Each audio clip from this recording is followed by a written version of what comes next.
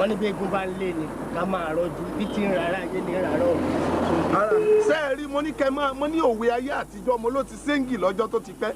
ẹ náwó gá òwe ìsín àti pé tẹ́ ẹ bá pa òwe ẹ máa rántí Steve Atuwe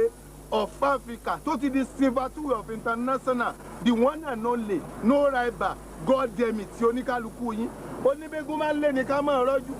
lẹ́kọ̀ọ́ nù níjọ́ òní nígbà tí eégún Agódóńgbó tó bóde tí ń ṣeré lọ lóde náà wá yọ àdá Làmínú náà ní àláǹgbá tó dúró sórí Yésù òun tèṣù lẹ́lẹ́jọ́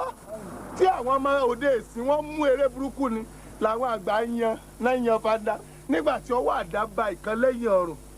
yéé gbélé o wá wo àwọn ọmọ kéékèèké bẹ̀ bí wọ́n ti sáré mo wá sọ fáwọn àgbà náà mo ní ẹni bégún máa ń lé ní ká máa rọ́jú òwe ayé àtijọ́ ni o bégún máa ń léèyàn kéèyàn máa ṣe kí ni kọ́ máa